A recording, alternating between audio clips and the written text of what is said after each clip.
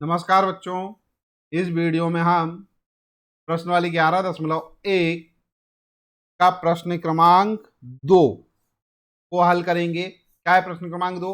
एक वृत्त के चतुर्थांश का क्षेत्रफल ज्ञात कीजिए जिसकी परिधि 22 सेंटीमीटर है। ठीक है, देखो बच्चों, यहाँ पर अपने को परिधि दे रखी है, त्रिज्या नहीं दी है। ठीक है, नंबर एक बात तो ये। नंबर दो बात ये कि अपने को इसका कोण भी नहीं दे रखा है। अगर कोण ज्ञात होता तो अपन क्या करते, इसका जो त्रिज्या खंड है वो उसका क्षेत्रफल आसानी से निकाल लेते। ठीक है, लेकिन यहाँ तो दे रखा है चतुर्थांश। तो चतुर्थांश क्या होता है, ध्यान दो।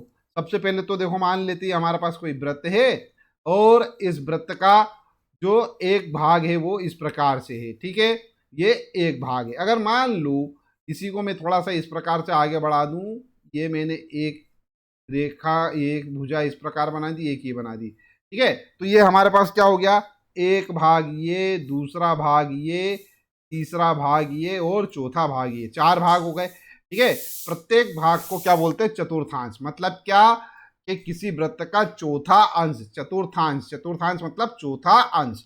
ठीक है, तो अपने को चौथे अंश का क्या निकालना है, क्षेत्रफल निकालना है। मेरे प्यारे बच्चों, यहाँ पर ध्यान दो, ये चौथा अंश है। देखो, अगर हम क्या करें, यहाँ पर कोण बनाए तो पूरा का पूरा 360 डिग्री का कोण बनेगा। ठीक है, और यहां से यहां तक जो कोण है भैया, ये बनेगा हमारे पास कितना, 180 डिग्री का। ठीक है, और ये वाला भी बनेगा कितना, 180 डिग्री का।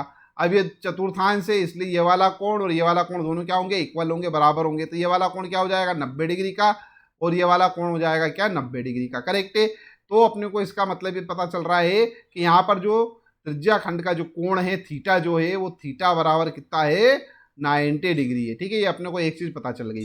दूसरी बात, त्रिज्या निकालना है अपने को। तो त्रिज्या निकालने के लिए हमारे पास क्या है, परिधि दे रखी है, उस परिधि की सहायता से अपन त्रिज्या निकाल लेंगे। ये तो हो गई एक नंबर बात। दूसरी बात मैं बता रहा हूँ कि ये जो हमारे पास वृत्त है, ठीक है, इसके चतुर्थांश निकालने का एक और तरीका है। वो दूसरा तरीका क्या है कि वृत्त का क्षेत्रफल निकाल लो और उसमें 4 का भाग दे दो। ठीक है, मतलब अपने को तो क्या निकालना है, चौथे हिस्से का क्षेत्रफल निकालना है ना। पूरे वृत्त का क्षेत्रफल निकाल लो और उसमें 4 का भाग दे दो, तो चौथे हिस्से का क्षेत्रफल आ जाएगा। ठीक है, चलिए अपन दोनों तरीके यहाँ पर देख लेंगे। ठीक है, अपने को इतने हिस्से का क्षेत्रफल निकालना है। सबसे पहले लिखता हूं मैं हल, और हल के बाद यहां पर लिखेंगे बच्चों अपन माना, या दिया है, दिया है लिख लेते, दिया है। दिया है, क्या दिया है,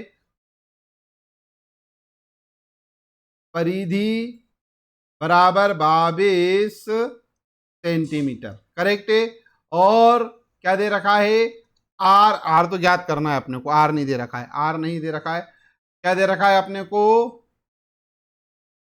कुछ भी ज्ञात नहीं है। चलो ठीक है, परिधि से अपन त्रिज्या का निकाल लेते हैं। तो यहां पे लिख लेते हैं अपन, माना, माना त्रिज्या आर है। ठीक है, तब तब परिधि, परिधि का सूत्र क्या होता है, 2 पाई आर। अब यहां पर ध्यान दो बच्चों, परिधि का सूत्र 2 पाई आर होता है। तो अपने को कितने दे रखी है, 22 सेंटीमीटर दे रखा है। तो ये परिधि लिख दिया अपन ने 22, और ये 2 की जगह 2, पाई का मान क्या है, 22/7, और ये आर, आर ज्ञात कर रहे हैं इसलिए इसका ऐसा का ऐसा लिखा। ये 7 जाएगा इधर, तो ये हो जाएगा 7 गुणित 22। 2 यहाँ पर गुणित में है, दूसरी तरफ जाएगा तो बटे में चला जाएगा। तो ये 2 गुणित ये वाला 22 भी क्या है, बटे में जाएगा, तो ये बटे में, बराबर क्या आ रहा है, आर। क्या है, 22 से 22 खत्म, 7/2। ठीक है, तो ये आर का मान क्या आ गया भैया, आर का मान आ गया 7/2 सेंटीमीटर। ठीक है, अब आर अपने को ज्ञात हो गया है, तो वृत्त का क्षेत्रफल अपन आसानी से निकाल सकते हैं। तो यहाँ पे लिखता हूं मैं, सॉरी, चतुर्थांश का क्षेत्रफल आसानी से निकाल सकते हैं। मैंने क्या बताया था आपको, देखो पहला तरीका अपनाते हैं अपन। मैंने क्या बताया था आपको कि जो चतुर्थांश का क्षेत्रफल है, ठीक है, चतुर्थांश का जो क्षेत्रफल है वो क्या होगा, वृत्त के क्षेत्रफल का 1/4, मतलब चौथा हिस्सा। तो एक काम करो, 1/4 लिखो, और यहाँ पे क्या करो, वृत्त वृत्त का क्षेत्रफल लिखो। ठीक है, अब यहाँ पर देखो, चतुर्थांश का क्षेत्रफल निकालने के लिए 1/4 तो मैं लिख देता हूँ, गुणित वृत्त का क्षेत्रफल। वृत्त के क्षेत्रफल का सूत्र क्या है, पाई आर स्क्वायर, करेक्ट है। बराबर में यहां ध्यान देना बच्चों 1/4, ठीक है, गुणित पाई की जगह अपन लिखेंगे 22/7 गुणित आर। आर का मान क्या है 7/2 है, यहाँ पे स्क्वायर है तो इसको अपन 2 बार लिखेंगे, तो यहाँ लिखता हूं 7/2 गुणित 7/2, ठीक है। हल कर लेते हैं, ये 7 से तो ये 7 खत्म, और इस 2 से ये चला जाएगा 11 बार, तो 11 7 77, ठीक है। यहाँ लिखता हूं मैं 77, और अपान में 4 दूना 8, ये आ गया 8, ये आ गया चतुर्थांश, तो यहाँ पे लिखेंगे अपन सेंटीमीटर स्क्वायर, और यही क्या होगा हमारा आंसर होगा। देखो बच्चों, एक तो ये वाला तरीका है हमारे पास, ठीक है। आई होप आपको समझ में आ गया होगा। अच्छा बच्चों, वीडियो आपने यहाँ तक देखा, इसका ये मतलब है कि आपको अच्छा लग रहा है, आपको समझ में आ रहा है, तभी तो आपने यहाँ तक देखा है। जब यहाँ तक देखा है और आपको अच्छा लग रहा है तो इस वीडियो को लाइक कर दीजिए, है ना। चैनल सब्सक्राइब ना किया हो तो चैनल भी सब्सक्राइब कर लीजिए, ठीक है। अच्छा बच्चों, अब ये इसका स्क्रीनशॉट ले लो, क्योंकि अब ये इतना हिस्सा मैं हटा के यहाँ पर इसको दूसरे तरीके से भी हल करना सिखाने वाला हूँ। चलिए देखते हैं अपन ये दूसरा तरीका, चतुर्थांश का क्षेत्रफल, ठीक है। चतुर्थांश का क्षेत्रफल होगा भैया त्रिज्या खंड के क्षेत्रफल के बराबर। यहाँ पे लिख देता हूं मैं क्या, त्रिज्या खंड का क्षेत्रफल। त्रिज्या खंड के क्षेत्रफल का सूत्र क्या है अपने को मालूम है अच्छे से, थीटा बटा 360 गुणित गुणित पाई आर स्क्वायर, ठीक है।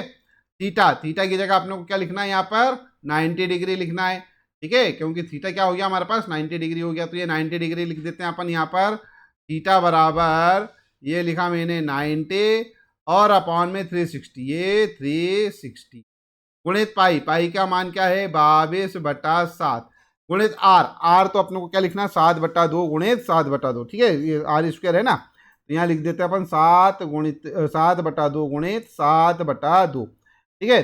ये 7 से तो ये 7 कैंसल, ये चला जाएगा भैया 11 बार, है ना, ठीक है। इतना होने के बाद ये हो गया हमारे पास 0 से 0 कैंसल, ये 9 एकम 9 और 9 चौक 36, ठीक है। क्या आ रहा है टोटल 11, ये वाला 11 और गुणित 7, ये वाला 7, ठीक है।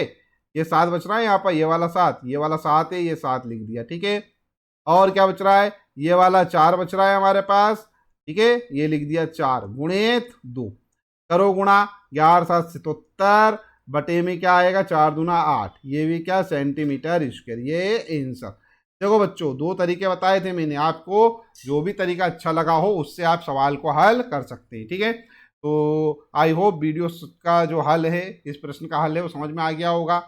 चैनल को सब्सक्राइब कर दीजिए और वीडियो को लाइक कर दीजिए, ठीक है। वीडियो देखने के लिए धन्यवाद, थैंक यू वेरी मच।